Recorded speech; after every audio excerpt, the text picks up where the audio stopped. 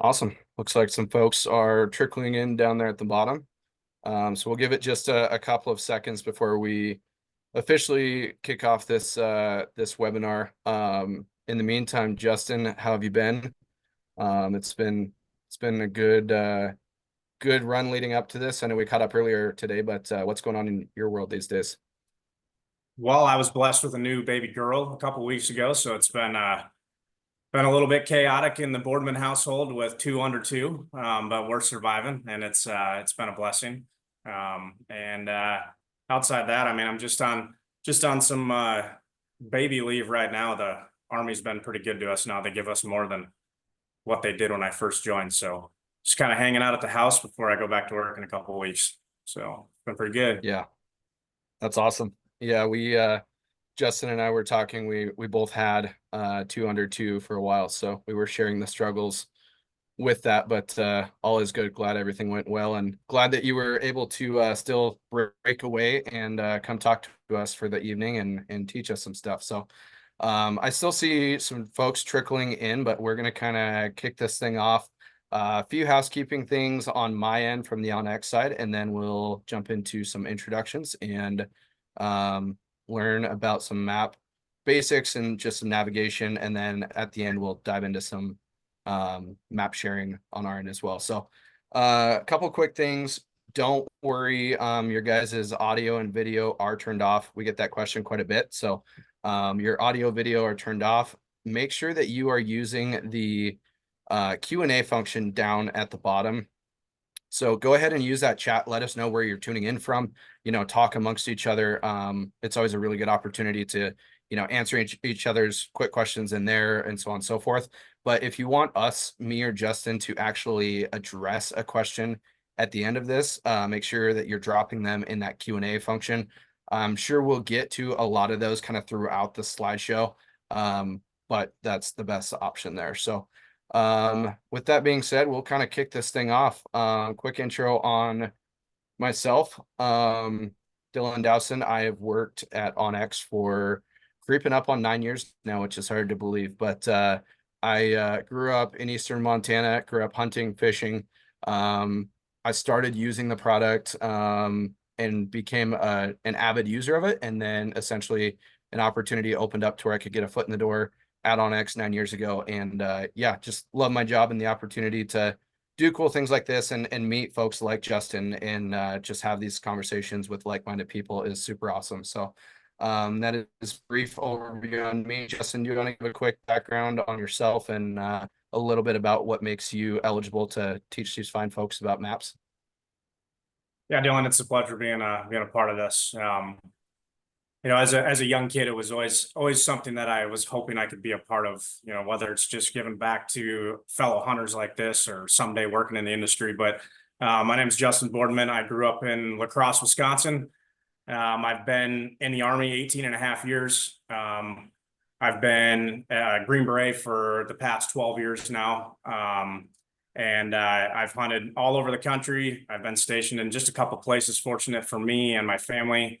But I've really taken a big liking to hunting the western side of the country. But where I grew up in Wisconsin, right across the river, we had a home farm in Minnesota. Believe it or not, we do have terrain in Wisconsin for people that don't believe the Midwest has terrain. So it's actually really close to the Washington and Oregon coast as far as just overall steep terrain and whatnot, being in the Mississippi River Valley. But yeah, hunting and fishing. I started using onX actually when I first got stationed out here in Washington State. When I was first getting out here, I was just doing some freelance duck hunting, and I needed to figure out who the heck the landowners was. And I found this app, and ever since I've just been absolutely addicted to it. It's been an awesome tool, and I'm glad to be able to help with this. So Awesome. So I'm going to kind of let Justin run through agenda, some different things that he kind of had prepared, and then we're both toward the end going to run through a demo and then answer questions. So again, just a reminder, if you have questions, drop those in the Q&A and we'll address them at the end here. But Justin, if you would kind of want to jump into the agenda and then we can dive in from there. yeah, sure. So as far as the agenda is concerned, guys, I like to always kind of preface this class with this isn't to insult anybody's intelligence. This is a pretty basic thing, but it's basic in the sense that some people might learn some stuff from it, and people that have the base knowledge already, it's just a tune-up before the hunting season. So we're just going to go through like what a map is, the terrain features, the five major terrain features, the orienting a map using an actual compass on a map or using the compass mode and orient function on onX. Different land navigation techniques, so you're not just walking from one point to another, just straight aimlessly through the woods or the mountains, doing some quick route planning. And then resection. Resection's important for if your GPS goes down, if you get dropped too soon, you don't quite know where you're at, if you get just honestly lost, a way to help find yourself. And then Dylan's going to take us through a demo on the app as well on some of this stuff. So without further ado, we'll just get right into it. Okay, so I'll read this definition here, but a map's a geographic representation of the portion of the Earth's surface drawn on a scale as seen from above.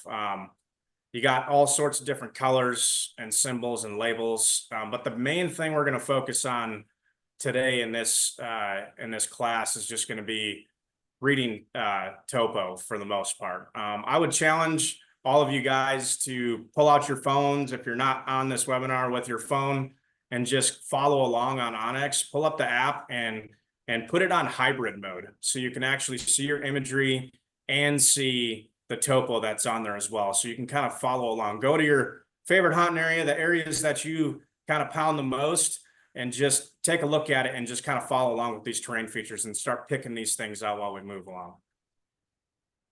Yeah, no, that's a really great point. And if anybody is real new to onX in the app, the hybrid mode, what Justin was talking about in the bottom right-hand corner, you can choose satellite, hybrid, or topo. The hybrid is, in my opinion, the best of both worlds. You get the aerial plus the topography on top of it. There are times and reasons to like only look at topo if you're looking for water or specific things of that nature.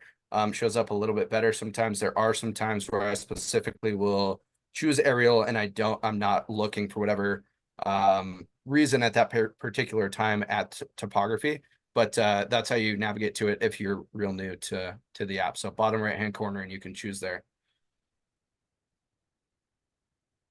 Okay, so we'll get into it. So you got five major terrain features, which is your hill, valley, ridge, your saddle, and your depression, and then three minors, which is your draw, spur, and cliff. There is some man-made terrain features on there, but for the purpose of this class, we'll just stick to the five major and three minor, all of which are going to help you guys go forward here. So a hill, as you can see, there's a screenshot on the right-hand side of the screen from onX that shows hybrid mode right there, like Dylan was just talking about. So on a hill, what you're literally going to look for is circles.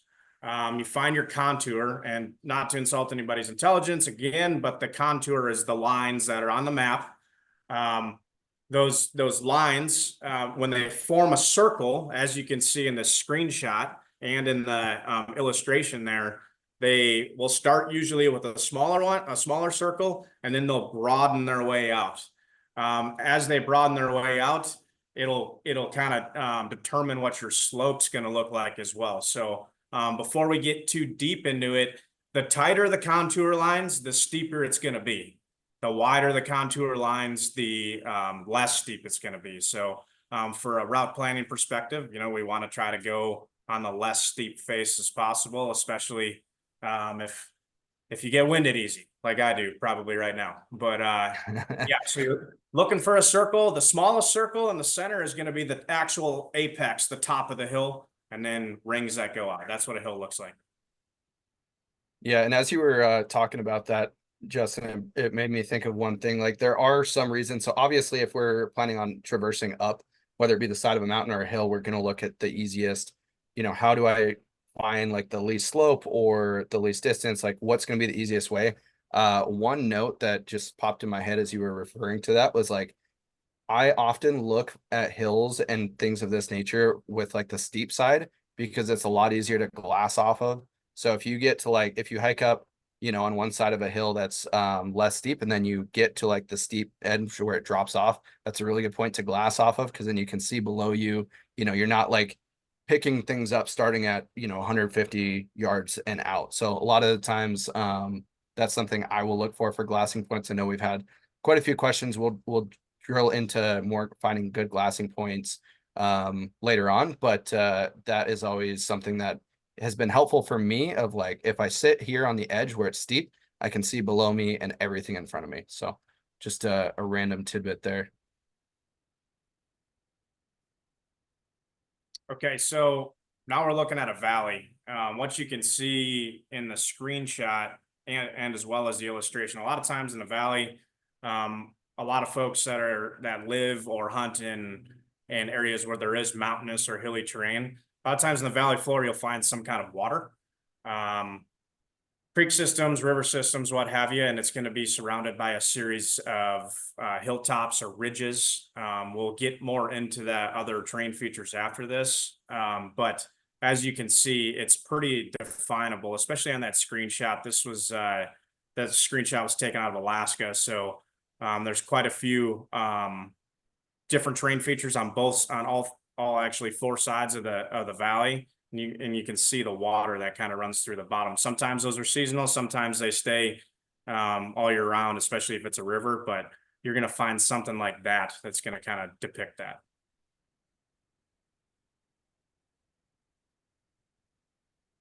Okay, so ridge. This is a big one, especially when doing route planning in the future. So a ridge is usually going to be comprised of two or more hilltops. So as we already spoke about with the hilltop, you're going to look for that circle, and you're going to look for a couple different circles in a row. Like if you were actually looking at this from the bottom, you would essentially, depending on how thick the terrain is, you would see multiple peaks essentially, but hopefully the peaks aren't like crazy high. And the ridge here, as you can see in the illustration where it's highlighted there, you can see on that specific on those contour lines right there that they're not super tight. So that looks like a ridge line that you would actually probably be able to go up and over if you so choose to, or you stay on the backside or the bottom side of it to figure out which side is less steep, so you could actually essentially mountain goat it across the side without having to go down and up and down and up, because we'll get to the saddle so you can understand that a little bit more. But that's what a ridge looks like. I would challenge you guys to look at that on your map. They stick out pretty good. Yeah, another thing that I use ridges for a ton is for finding glass or like stringing different glassing points together. So it's like, okay, well, here's a good spot to glass from potentially. And I'm kind of thinking like mule deer hunting right now of an area to sit and glass for a little bit and then move to a new area. So if I have a ridge system where I can connect those two, or look at a ridge system and figure out multiple different points, then that allows me to like exert energy up to the ridge. And then once I'm on top, it's just smooth walking from there most of the time. So we'll dive into a little bit more of that here in a second. Yeah, one more thing too about that, Dylan, just to key in on the ridge thing too. Like you just said, it's usually pretty easy to traverse once you get up there. It's the same thing for the animals. I mean, as you guys know, like the animals are going to usually try to take the path of least resistance or natural lines of drift. And so those ridge lines really help, especially for you whitetail hunters. I mean, me being a whitetail hunter as well, like you go back to the Midwest and you key in on just the smallest little ridge, those whitetails are going to really hug those things during the rut. So pay attention to those for sure. All right. So for the saddle, as you can see on here, it's the dips between the hilltops, usually on a ridge line. So I use the same exact screenshot as what I showed for the ridge. But then I just circled the two saddles. So it's the spot that's in between the hilltops. So literally, if you think of it, you can see it in the illustration. If you think of it looking like kind of like a horse's saddle, where you could actually sit down in there, and these things can be really big, or sometimes they can be really small. I think of an example of 2012 in Afghanistan. I landed a Black Hawk helicopter in the saddle of a mountain to medevac some guys out, which was plenty big enough for a helicopter to land in there. So these saddles can be really big or they can be really small. And they are also, again, kind of a natural line of drift. They're pinch points essentially but it's an area that you can focus on and use it to your advantage traversing through. But that's what it looks like on the map. Dylan, if you want to add anything as far as animal wise goes in there, or you using it to your advantage, go for it, man. Yeah, no, for sure. I really like hunting saddles. Now when I say that, I don't find a saddle and sit in it all day and hope something walks through. But if I am elk hunting and I hear a bull bugling and maybe he's transitioning from like, a food source to a potential bedding area, like if I can string together like, okay, he was down here and now he's up here, like a general direction he's going, oftentimes I'll pull out my phone and I'll be searching of like, hey, well, if he's on that side. The good betting is on the north side, and there's a really good saddle in the general direction that they're going. Like there's a very good chance that if I can beat them to that saddle and get the wind right, you might still have to like call them in or whatnot. But it's just a really good thing to pay attention to when you're in the moment hunting, because there's more oftentimes than not, if that bull and that herd of elk is transitioning from one side to the next, they're going to use something like a saddle. And so it's really, really key to be able to quickly identify those and, then play that game at that point. Can I get there in time? What is the wind doing, etc. But yeah, saddles are very, very important in my opinion. Yeah, I've found a lot of times too. Like I remember hunting in Idaho, elk hunting in Idaho, that in the saddle, just like you were saying, Dylan, the transition area, I've noticed massive rub lines for elk going through a saddle as well, because they can kind of use that as a transition playground too. Because a lot of times in the saddle it flattens out a little bit, maybe not a ton, but it flattens out a little bit. They can chase cows around a lot easier in there and stuff, and you can just kind of pick those out based off of where you're locating them, audio wise, and figure out where they might be punching through, so you can maybe even use a different saddle to get on the other side of the one they're using. Yep. All right, so depression. This is something that you don't really see on you won't see them much on onX. I kind of dug around looking for them. I see them more standard if they are in the area on a like 1/50,000 military style map. But bottom line is, this is like an example would be a big sinkhole. And again, this is something that has to be surveyed, in order to know it's actually there. We probably all have ran into depressions out while we're hunting or whatever. But what it's basically going to look like is the contour is going to be pretty tight together, but it's going to be reverse of the other contour. And there's going to be little tick marks pointing down. So that's something to obviously avoid. I could see, maybe an old lake or an old pond, big pond at some point that has been dried up, or a quarry would be technically natural made, but say it was 100 years ago, and now that we've gotten more technologically advanced and maps have gotten more advanced, it's starting to be depicted on there. But that's what you'll see. It's if you look for like the fine hairlines that point into the circle, that's what a depression looks like, contour wise on the map.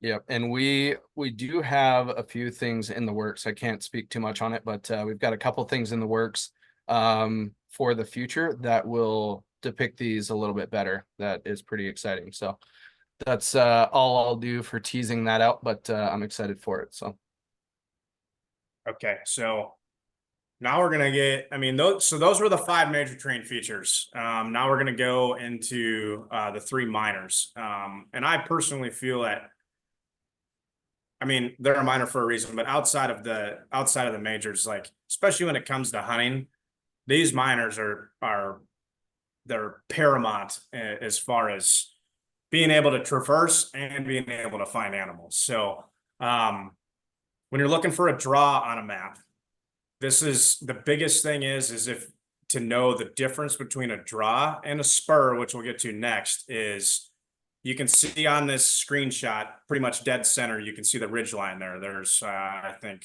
4 hilltops in a row. On both sides of it, there's draws. What you'll notice is the contour lines, where a draw is depicted, the contour lines are pointing up to the hilltop. So you can see the circle on the top that I have, that's circled.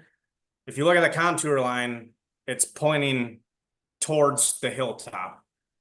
That draw is going to be usually your steepest, nastiest, darkest spot that you want to try to avoid walking through, if possible, because it usually takes a lot of time to get out of those. I remember I've been through some of the military's harder land navigation courses, that the military has to offer, and it's like a common term for everybody to say you can get caught in a draw monster for 3 hours if you're not careful. Like, you get in a draw, sometimes they get so thick depending on where you're at that you actually are getting caught up in it. And when you get caught up in it, you're getting your orientation is getting spun off track, and sometimes you'll pop back out on the same side that you entered.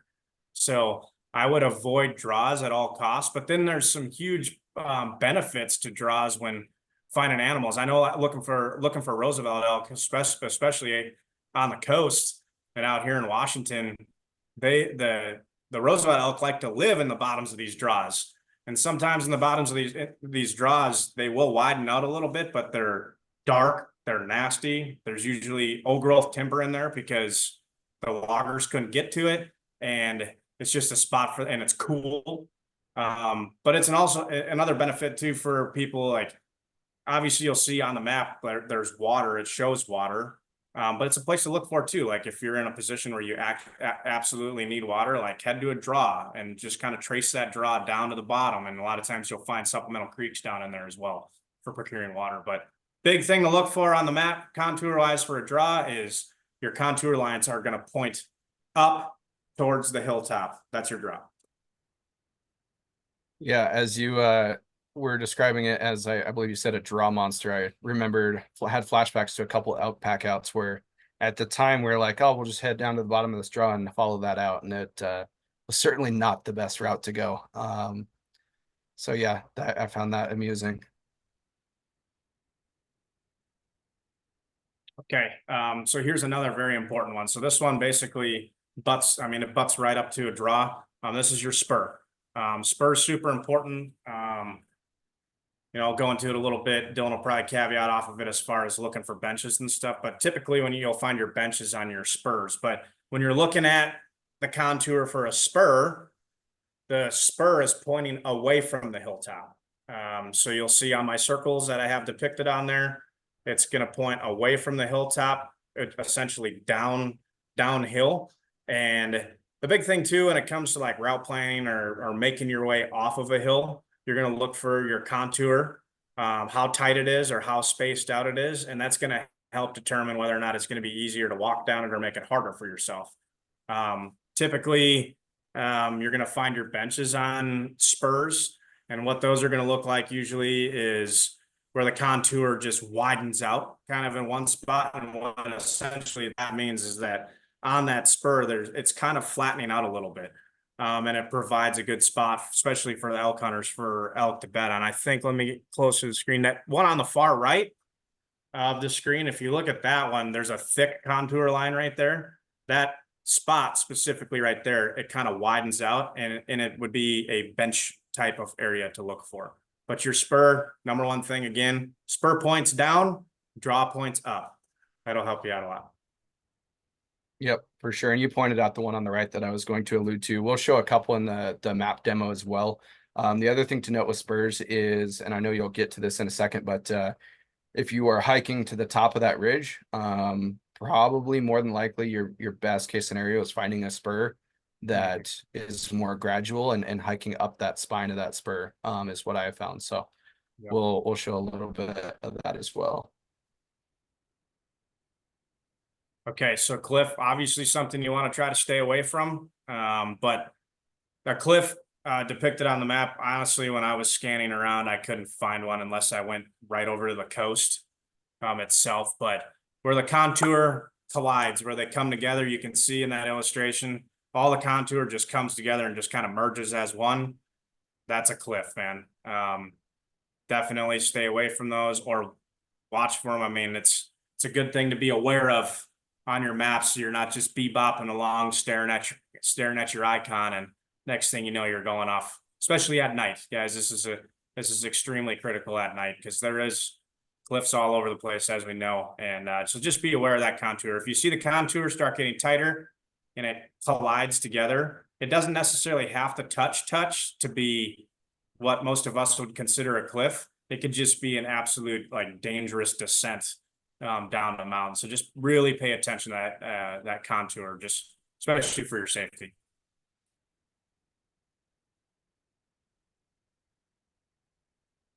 Okay, so we're gonna bomb into compass styles. Dylan, did you want to wait till the end for questions or anything on the terrain features or? Yeah, we'll just kind of address them all at the end. We'll just run through this, Okay. do the demo, and then grab the questions. Yeah. Yeah, perfect. So, okay, so as far as compass styles go, guys, so the biggest thing, all compasses, all magnetic compasses, 360 degrees. I want you guys to take a picture of this, make a note of it. So north is going to be 0 or 360. East is 90 degrees, south 180, and west 270. This is pretty big as far as just getting general degrees for your azimuth when you're pointing different directions. A good example of that I shared with Dylan earlier today. I was in a course years ago. I was blindfolded in a van, got dropped in the woods at a spot that gave me a blowing up, blurred cutout of a map, and they gave me a cereal box compass. And we'll get to resection here in a little bit, which is how I had to figure out where I was at. But nonetheless, in order to figure out where I was at and to where I had to go, I just knew on the compass that north was 0, east was 90, south was 180, and west was 270. So I could kind of just, essentially eye shot on the compass, splitting the difference. If you wanted to go northeast, you're looking at 45 degrees, and so on and so forth.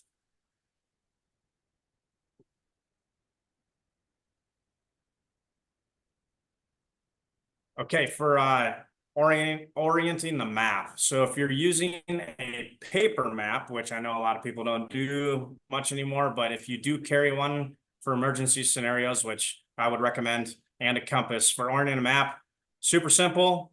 All you're going to do is hold your map in your hand.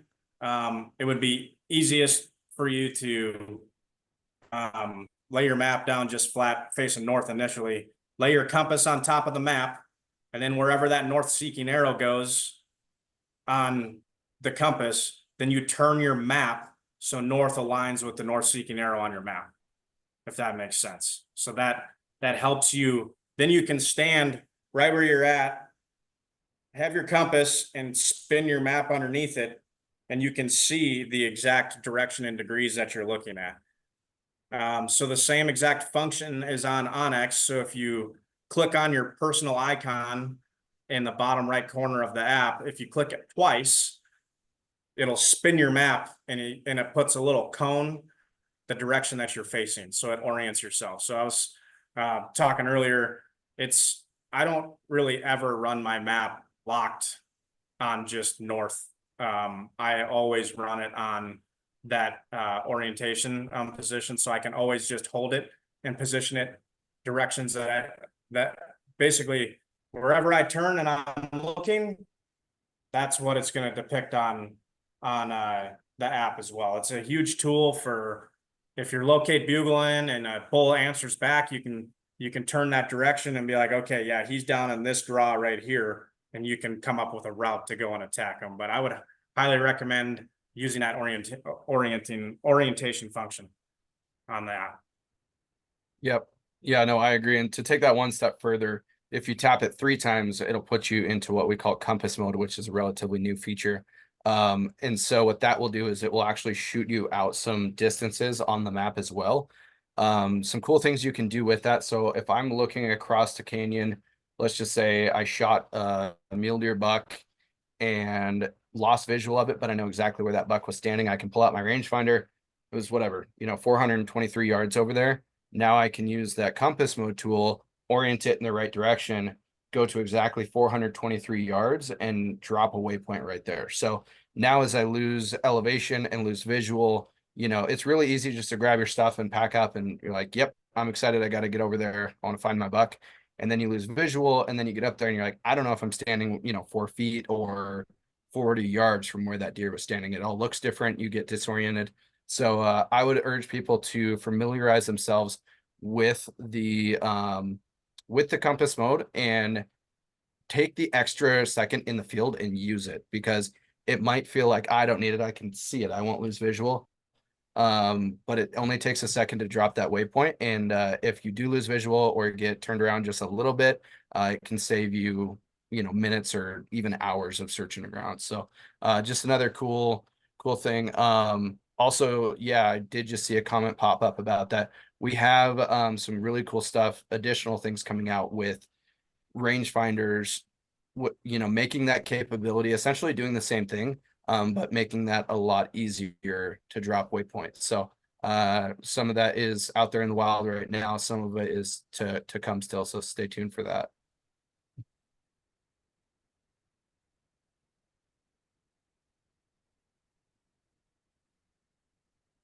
Okay, guys, so I'm just going to go over a few land navigation techniques, and this is going to come into your route planning. So I'm not going to read these. I'm just going to talk about them. So dead reckoning, in layman's terms, you're standing where you're at, you plot a waypoint, and you just walk the direction of the waypoint. And anything that's in between you and the waypoint, it doesn't matter. You're just walking a straight line straight to the waypoint. Draws, ridges, hilltops, it doesn't matter. You're just going in straight beast mode, and you're just going to head right on through there. So I know, I know when I first joined the Army, that's how I thought I was supposed to walk around. And so I know a lot of people tend to lean that way initially, but I would highly advise you that after this to try to do some different things. A combination technique is always the best, but dead reckoning is good for very short distances. I would highly advise not to use it for long distances, but one note with that, so dead reckoning would be you drop a waypoint in the hunt app, you can tap on that waypoint and tap go to, and then onX will draw a line directly from where you are to that waypoint and show you a distance. So that would be like the dead reckoning in onX, an example of how to use that feature. So it's like, here's the waypoint, I drop it on where I want to glass from. I just want to hike straight to it because it's a short distance. Tap on the waypoint, tap go to, and then basically just walk that line. yeah.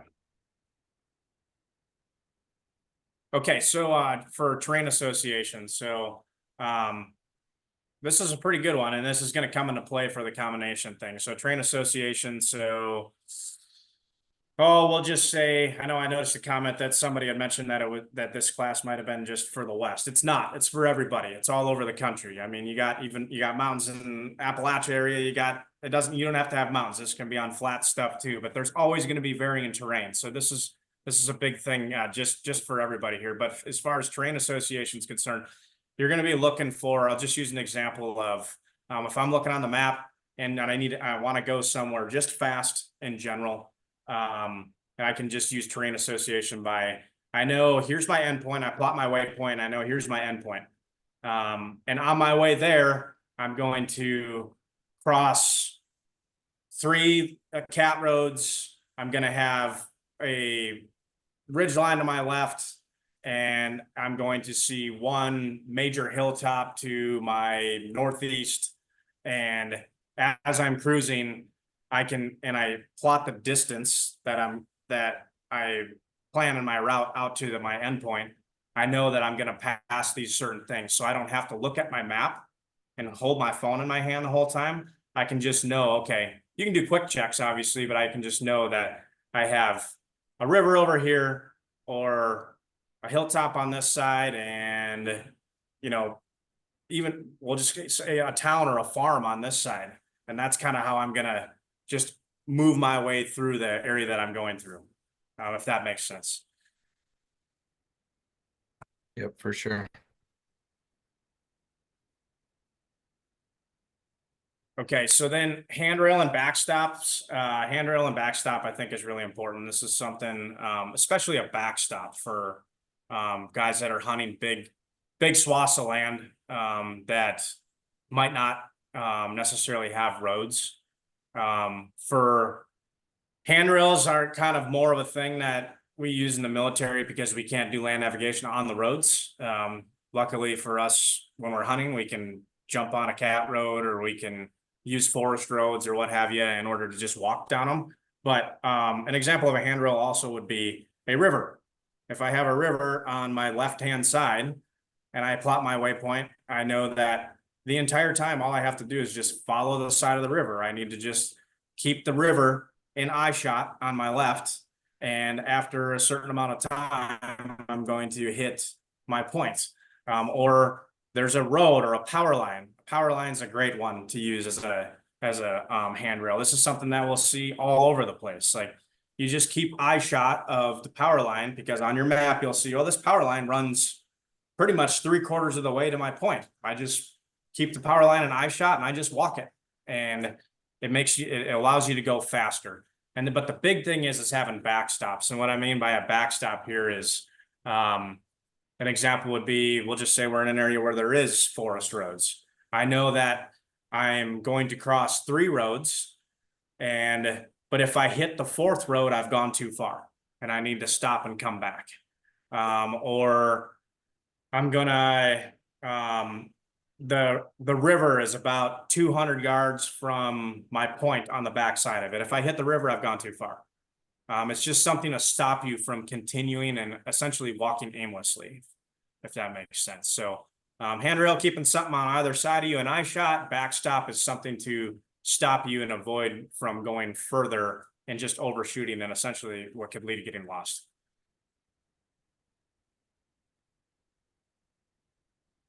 Okay, sorry about that. Yeah, here I am stalling. So accommodation technique. No worries. So using all of these now would be the best technique. An example of that would be train association. So initially, when I'm planning my route out, I'm going to use train association. I'm going to run, I'm going to get up this spur. I'm going to jump on this ridge line, and I'm going to run this ridge line until I hit the 3rd hilltop. From the 3rd hilltop, my end point is only 200 yards away from that. So once I get to my 3rd hilltop, I use my 3rd hilltop for what I like to call, or what we call, attack point. That 3rd hilltop is my attack point. And from my attack point, now I shoot an azimuth, or I turn my phone on orientation mode towards my waypoint, and now I can dead reckon down to it because it's a short movement. So I use the train association, use the train to my advantage to plan out my route the easiest, whether I get on a road, on a cat road. This is something especially for people who do use forest roads and do use cat roads and whatnot. I'm going to walk this road for 3 miles. Once I get down to this point, what I usually will do is I'll drop a waypoint on the road where my attack point's going to be at. And once I get to that point, because I can haul butt all the way down there, hit my attack point, turn my compass to where my waypoint is, and just walk a couple 100 yards into the woods and hit my actual waypoint, my end point that I'm trying to get to. So you're taking train association. At this point, you might have you might use a handrail, whatever. You're taking all of those things, and then I like to usually finalize it with dead reckoning if possible, because it just makes it a lot faster. It makes it a lot smoother, and dead reckoning does come into play, but it comes into play as like your last motion of the movement. Yep. Good stuff there. Route planning. Yeah, I mean, so it kind of just goes, I mean, route planning goes into just basing the combination technique of going to and from a point. I mean, the big thing here is, sometimes we have to find game in the worst spots possible. So it does involve us having to go through some really gnarly terrain in order to get to places. But bottom line is if there's not a trail, we want to try to take the easiest route there. And so do animals. So your route might actually be a route that animals take as well. So you think of these train features, think of the different techniques that I just went over in order to get yourself from point A to point B the easiest and safest way that you can. Even if you have to go through nasty terrain, you do it at the last moment possible. As if you have to go through a draw, you do it, and you find the less dense part of the draw in order to cross it. So like Dylan was alluding to earlier when we were talking about spurs, like if I want to go up to a ridge line, or a hilltop, I'm gonna take the spur up because it's gonna be more gradual. Then I can get up there and I can traverse, I can run longer up there and faster and without exerting as much wind when we get up there. But I mean, I would just use all of the things that I just went over. I imagine this is probably recorded as well, and just um, plan your route to the best of your ability to make it the easiest and safest that you can. Yeah, and I'll show you guys a little bit of that, and I think it's the next slide. We're going to jump into the map demo and go over some of the tools that will help out, and I will show you guys a couple things on the Hunt app or on the desktop where route planning is made super easy. Okay, so resection really quick. This is not necessarily. I think resection is the biggest thing, especially to apply to everybody here, is especially in emergency situations. If your GPS goes down, if you lose your phone and you happen to have a compass, I would recommend guys carrying a compass with you, even if it's just a little wrist compass or something. You lose out on all that, you have no idea where you're at. The biggest thing to do is you're going to identify two easily identifiable pieces of terrain, whether that's a large hilltop or it's a fire tower, or maybe there's a forest building that you can see way out there, and you shoot an azimuth. You plot those points on your map, and then you shoot a back azimuth off of those, and where those two back azimuths intersect is where you're going to find yourself located on the map. What a back azimuth is, guys, it's pretty simple. So where you're standing in the moment, you're going to shoot an azimuth to it. And just for the sake of math, because I'm public school educated in Wisconsin, so you shoot 360 degrees to a large hilltop, you're just going to subtract 180 off of it, and that's going to give your back azimuth back to you, which the math there is just 180. So you shoot a 180 azimuth back, and where those two intersect is going to be where you're actually standing. And it's not usually going to be like pinpoint accuracy, but it's going to get you in the general area so you can help yourself out. So azimuth to each, shoot a back azimuth off of them where they collide. That's where you're standing at. Cool. Yeah, we're going to jump into a map demo. I've got a short list of things here, and then we can kind of bounce some ideas and some things off of each other. Can you see my map? Did that change over? Just want to make sure. Good to go. Are we looking at the map, Justin? Yeah, I see it. Yep. Perfect. Okay. So a couple quick things, just for a different area on the map. Again, bottom right-hand corner, it's going to be the same on your phone. So I'm going to show this for ease on the computer. Same thing on your phone. So we've got three different base map options down here. We've got satellite, we've got hybrid, showing the topography and the aerial imagery, and straight topo. As I said, we definitely won't jump into it for the sake of time, but there are time and place and reason to look at all three. One of them, for example, when I have topo on here, you can easily and quickly see some of the waterways. When I go to hybrid, they still show up a little bit, but if you go to satellite now, I can't really tell that there is water. I mean, I can use my best judgment to look at it and say, yeah, that's a drainage, a draw there. There's a good chance it's holding water. But with hybrid on, we highlight it, and then it even just pops a little bit more with topo. So yeah, you've got 2D, 3D, we've got 3D exaggeration, which in an area like this, which is really mountainous, we don't necessarily need 3D exaggeration, but for the folks on the call that maybe are hunting whitetails, or even in some spots in eastern Montana where I'm from, the 3D exaggeration really helps paint a better, more accurate picture almost. We've all been there where you look at a map in 3D and then you show up and it gets light out and you look up on the mountain, you're like, uh-oh, like that's twice as big, twice as far as I thought it was going to be, right? So if you play around with this 3D exaggeration slider bar here, that will help, kind of make it a little bit more realistic. But to get back to it, so some of the terrain features on this map, looking at this, I'm just gonna go straight to topo, honestly. Let's see, what are one of the ones? So benches. Looking at this map here, quickly, this would be considered a bench. And again, to what Justin was referring to, we've got a spur here and it widens out a little bit. Maybe even a better spot to look at would be like here. And when I put my map in 3D, now you can see that a little bit better. So what I'm looking at, I don't know if you guys can see my cursor or not, but what I'm looking at is where it levels out. It doesn't have to level out to be flat.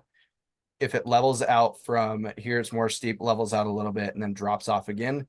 That is considered a bench. And I know we had a couple people ask, why does that matter? Elk hunting, for example, and I'm going to talk about elk hunting on this example, but it really refers to a lot of big game animals. They like to bed on areas that are more bench. They don't necessarily they will bed on areas that are really steep and nasty. But if they're not pressured and everything is right, and there's good bedding in this area, there's a good chance that a herd of elk is going to end up bedding and hanging out and kind of spending the day on this as opposed to this. Right now, there are always exceptions. There's better timber over here. We could jump into a whole bunch of nuances, but for general purpose, benches are good for that, for traversing, and just for a few things. So saddle, let's see if we can find a saddle here. Let's see. A lot Got of one. times, So a lot of times on those benches too, because it flattens out a little bit, it's going to allow the vegetation to grow a little bit better there too for their bedding. And they like to go there, and this goes for whitetails too. And they like to go there too because they can lay there and catch all of the different prevailing winds as thermals or what kinds of shifts they have. So that's why people really try to hone in on those. perfect. Here's an example of a saddle. It's not a giant saddle, but it definitely would curb animal movement in this particular area. So you can see, looking at topo, here's the top of this, essentially hill here at 7,200 feet. And then over here on the right, there's another 7,200 foot mark. And then it drops down to 7,000 and even looks like around 6,800 feet here in the bottom of that saddle. So that is a good example of a saddle, and it's easier to look at these from a 3D perspective, and make sure that you guys are using 3D if you're really trying to figure this out. You'll get to a point where you can look at this from a bird's eye view and quickly say, okay, hilltop, saddle right here. Got it. It makes sense. But if you do struggle, using 3D does help with that. And the other thing that really helps with identifying these features is the layers. We're not going to dive into a ton of the layers here just because, we could have a 3-hour class specifically on layers. But if you go to land and access and go to slope angle, so this layer specifically helps a lot of folks identify terrain features. So if you look in the upper right-hand corner, you've got a scale, bar scale there from 5 to 10 degrees is greenish. You're looking at 15-ish degrees once you get to yellow. Orange, red is around 30, and then purple and blue is real steep at 40, 45 plus. As somebody who has several tracks through green or not through green, excuse me, through purple and blue, those are generally areas you don't want to go unless you absolutely have to. They're real steep. And one of the cool things with this specific layer is if you turn it on and look at your waypoints and your tracks and everything, it's really helpful in starting to identify the best way to traverse, because you might have a track out from a elk pack out or even a deer pack out or whatever it is, and you're like, man, I remember very vividly how that was. Now if you look at it with this layer on, you're like, okay, so most of that was 5 to 10 degrees, and then it went through one stretch of 20 degrees. Yeah, that part was pretty rough. So on and so forth. So again, this is a layer. It's not designed to be turned on and left on. Obviously, it would really impede your map, but it is designed to be utilized. So, we could spend quite a bit of time on this, but for example, these spurs that come off of this ridge and essentially this mountain are more green And then if you were to get off right here, for example, if you were to get off left or right, you're going to be looking at anywhere from a 5 to 10 degree variance all the way to 30 and steeper, which is a really big difference. So if I am hiking from the bottom all the way up this, I am certainly going to look for this and try to hike up this spine of the ridge here and stay mostly in the green, as opposed to finding, you know, essentially dead reckoning and going straight up this through red and blue and some really steep, nasty stuff. It's not going to be fun at all. And this is an extreme example. This is a really big mountain. A lot of folks I understand aren't going to be climbing these, but it does give you a really good visual in identifying some of these terrain features. Anything to add there, Justin, before we kind of jump on to the next map stuff here? No, like we talked about earlier, man, this is a new feature for me. I'm excited to use it. I haven't used it yet, but that looks like a nasty area to walk. So if I was going to a place like that, I'd be using the heck out of that feature for sure. Yeah, you really have to. And I'm going to cover one more thing here, and then we're going to jump to one other tool real quick and then get to everybody's questions. So you can go about this a couple different ways. There's a tool that will help you out, Route Builder. So now I've identified that if I am hiking from the bottom to the top, which we've all, recognize is not going to be a fun situation, but for demonstration purpose, I'm going to go to Route Builder and I'm going to go to point draw. You can do it that way, or the other thing you can do, and essentially this is doing very similar things. So I'm going to go to my tool icon over here and draw a line, and I'm going to go ahead and click free draw. So I can click to draw, and essentially what that is, I'll demonstrate it on this side.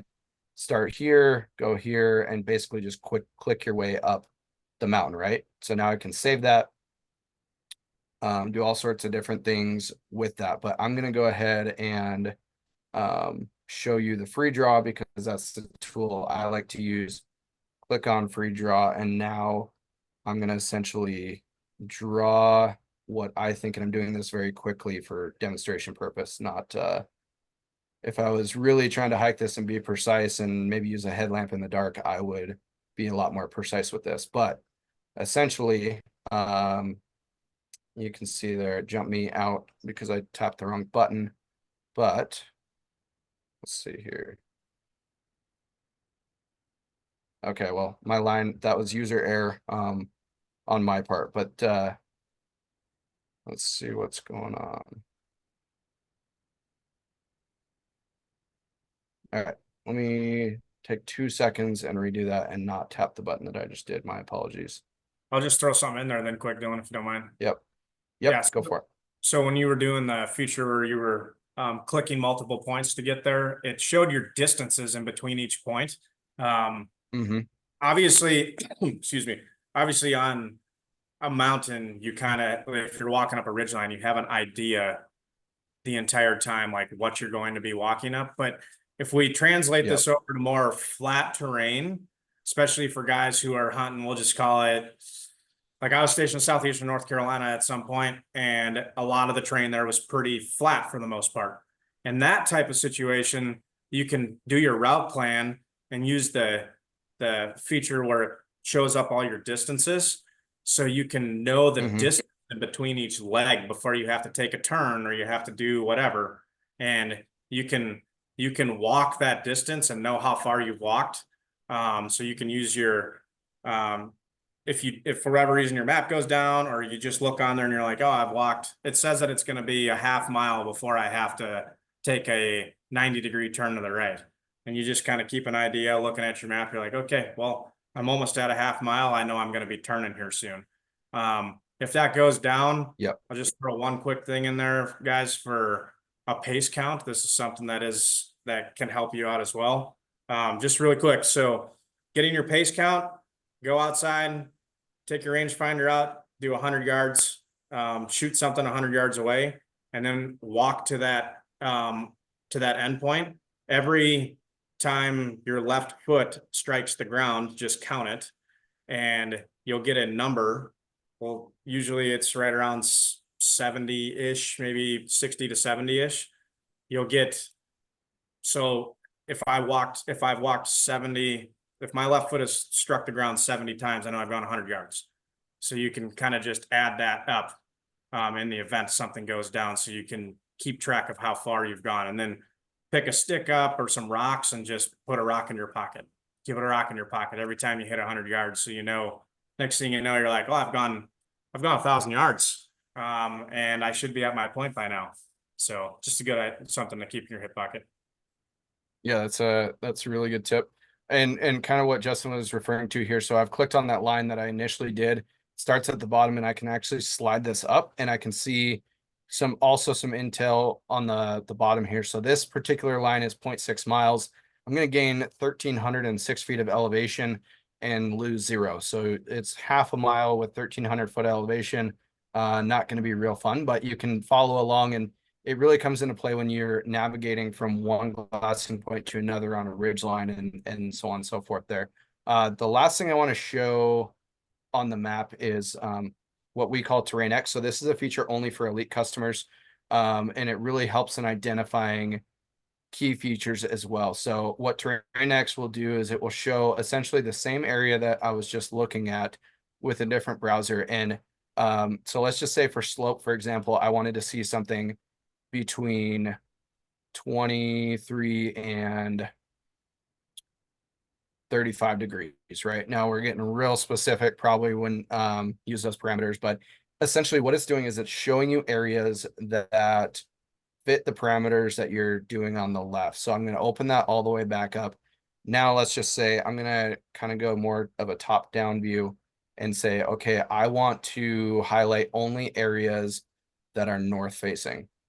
So essentially what I've done here, even though my map isn't north up, I have done put in these parameters on the left hand side. So you can see if I'm clicking, I wanted it shaded, that's what it's shading out. So again, now the only areas that are not shaded are the north facing slopes. So that's helpful for finding bedding areas.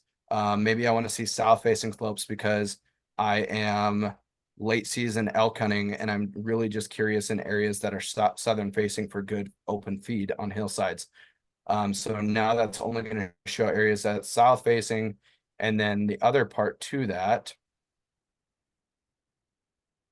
is elevation. So if let's just have a look back through my waypoints, and I consistently, for the sake of using the same example, I consistently shoot elk around 5,500 feet in late September in this particular area. Well, now I can use this tool to say, okay, I want to look between 5,000 and 6,000 feet. And now every area that's highlighted on the map fits those parameters. You can also do these things together where it's like, I want to see southern facing hillsides between 5,000 and 6,000 feet and a slope angle of X. And now I'm left with very small areas on the map that I can really highlight and do some cool stuff with. So pretty powerful tool again for elite customers.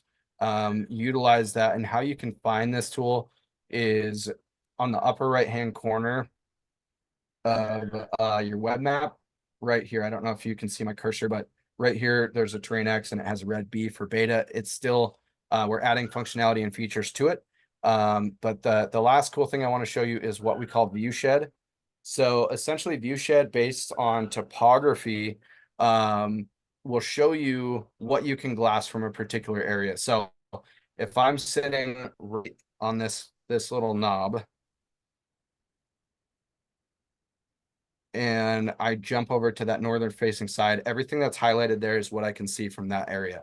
So now if I jump over to the southern facing side, now I can glass that whole ridge system. So it's really helpful in finding shooting locations, glassing locations, etc. And you can put in all of the parameters on the left-hand side of the screen and then use this tool, and it really helps really fine-tune, what you want to see at any given point in time. So I know that was a lot to cover there from the map side of things. Again, we could have spent 3 hours and just went over those. But I think we covered quite a bit, and want to get to a few questions here before too long. So last thing I have on my agenda is talking about some upcoming master classes. We've got a onX Hunt 101 that is going to really dive into the how to use the app better. We'll dive into some of the layers, some of the tools, etc. Those are always really good as a refresher. Compass mode deep dive. So we alluded to compass mode a handful of times. Compass mode is a really, really valuable feature. It's probably one of my favorites as far as, outside of the standard private, public, topo, drop waypoints, etc. Um, and so that one is really cool for more in-depth use cases in the field. And then we also have a preseason app refresher. So get signed up for those. We dropped a link in there. Even if you're not sure if you're going to make it 100%, get signed up for those. We will remind you, we'll send you a recording of it after the fact.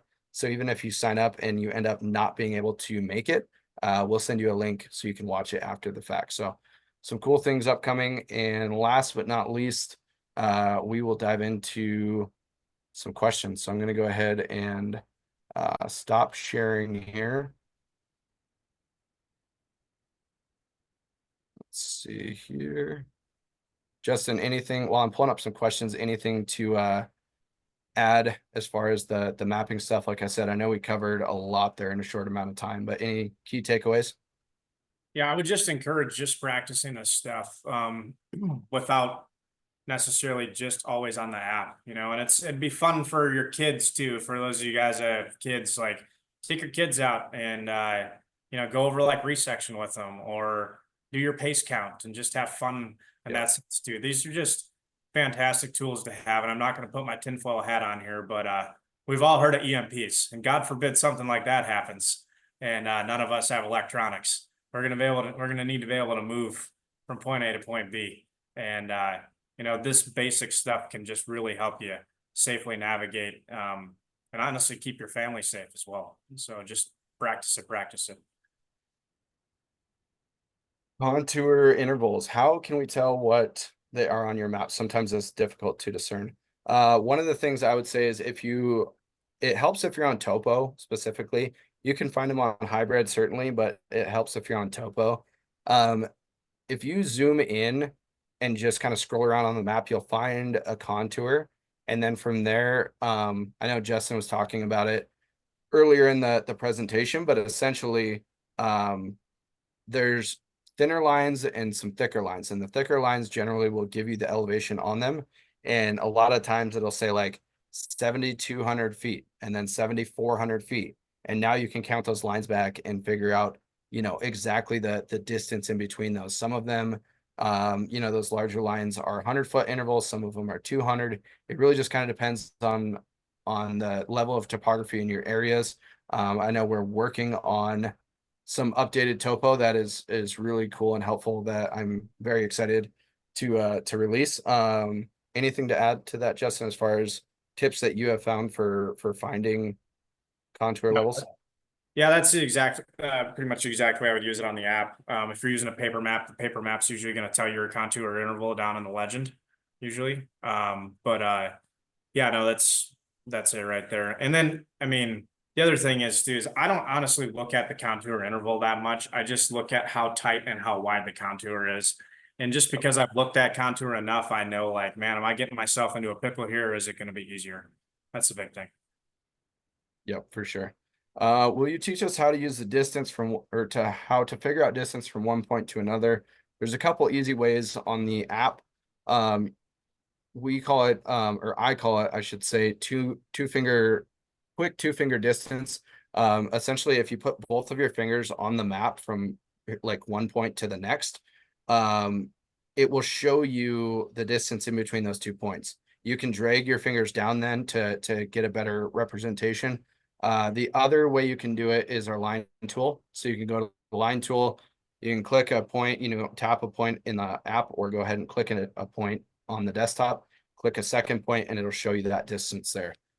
So a couple different ways to go about it. I personally use like the quick version more often because less likely I need to go ahead and like save a line for future purpose. I just need to know quickly how close am I to that private boundary over there. I can pull up my phone app, see my GPS location, the private boundary, go ahead, tap two fingers there, and it'll say 472 yards. Now I know I'm good to go. If that deer eye range that I want to shoot is 372 yards, I know he's 100 yards from that private boundary and I'm good to go, make a good shot and, have a successful day. So a couple different ways to go about doing that. But those are the two main ones. Best way to find glassing advantages. We had quite a few questions on that. I think we talked about finding different glassing locations of what you can see in the Terrain X with that view shed tool. And then I personally really like ridge systems. So I will find a ridge system and I know once I'm up there, I have a good vantage point. So I'm constantly glassing off the left and the right side. Also, you're able to just cover more country easier. And especially with mule deer hunting, I like to get on a ridge system and mark several different glassing points all the way down that ridge system. And so I'll sit on one area. Maybe I really like it, deer moving, and I end up sitting there all day, right? It just is very dependent. Maybe I sit there for 30 minutes and the sun's in my eyes and I want to go check out the opposite side of the ridge while the sun is in my eyes on that first glassing spot. So then I can traverse back and forth between those two. So I like to find ridge systems and then use those to traverse to glassing points. So you're not just wearing yourself out of hiking all the way to the top of a hill to glass and then back down to the bottom up to the next. It seems like really basic, but it's very helpful when you get that figured out to be the most effective you can be. Let's see here. Can you change your tracking color from day to day without losing the one the day before?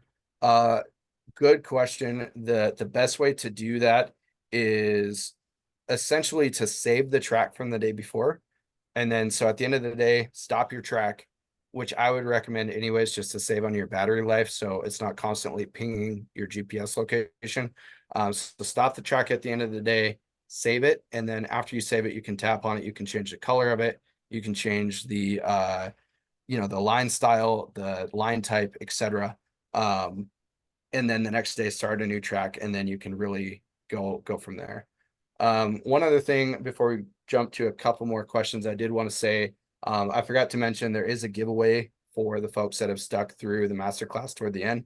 So we're going to drop the link to that giveaway down there as well, just so you guys can have a chance of winning something for sticking with us. Couple more question here. Let's see. Review tools. I feel like we covered some of the tools. For more of the tool reviews, make sure you come to the app 101. I'm sure we'll do a good job of covering some of those. This is a good question for you, Justin. Is there advantages, disadvantages of latitude, longitude versus UTM versus other? Again, I'm sure that could be an entire class of our teaching and back and forth there, but what's your preference or what do you use? Well, I mean, for me, I use MGRS, which we had talked about in the past, military grade referencing system, which is something that's not on the app currently. But I would say like the big thing is the lat long feature that's on there. Like outside of the military, 99% of your rescue search and rescue services are going to use lat long. That's what they're going to punch into their navigation systems in order to find you in that event. So if you can get a good grip on learning how to use lat long, it would be probably the most advantageous for that. As far as ease of use, hopefully someday maybe we can get some MGRS on there, and that's super easy to find your grid. But nonetheless, like I mean, lat long's not too difficult at all either. So I would stick to that, especially for if you got to call in an SOS. And if you run like an inReach or something, that's what it's going to send. I know when I send a message to my wife, she gets my lat long on her phone when I'm out there. So that's the big thing. As far as it's the common to all. Yeah, that was going to be what I was going to say. We get a lot of just people reaching out and asking questions like, what do you think about this spot? Buddies of mine, or like, whatever it may be. And it seems like most of them are lat long. So that's kind of what I've grown up, most comfortable with, just because it seems like the standard for most stuff. Yeah. Even if somebody that doesn't use onX were to send you like a pin from Google, for instance, like Google Maps, they're like, hey, I'm in this area, you can take the lat long off of it and just paste it into and your onX, and it'll show you that waypoint on your onX as well. So For sure. One last question, I think here, before we wrap things up. Should pace count be average on flat, going uphill, downhill? Have you noticed your pace count for that to be oh, different, uphill, yeah. downhill? Oh, it definitely does change. So I would just, recommend doing one at the house and then doing one when you get out to the hill. Like when you first start walking up a mountain, there's not as much difference between down and uphill. But those two in itself are going to be pretty similar. It's usually going to decrease because your footsteps are going to be a lot shorter. Or excuse me, Shorter. it's going to increase because you're going to have a shorter stride. So, yeah. Gotcha. Makes sense. Justin, thank you a ton for taking the time out of your evening and passing on some of your awesome knowledge that you've acquired, both through your service and through your hunting. And yeah, I can go for with everybody else and saying thank you for your service as well. But yeah, thank your family for me for allowing us to borrow you, especially with having such a new kiddo. Any last words or thoughts? No, it's been a pleasure. Thanks for having me on. This is something that I enjoy. Hopefully you guys got some good stuff out of it. If you didn't learn something new, hopefully it was a good refresher for you. And my name is exactly the same on like Facebook or something. So if you have any further questions, just track me down. I think my profile pic is me and my family, so you can't miss it. Awesome. Yeah, thank you again. I really appreciate your time, and then everybody who stuck with us and took the time to learn some new stuff and refresh before the season. So good luck this season, Justin, and everybody on here. And thank you guys. All right, sounds good, brother. We'll catch you later. Yep.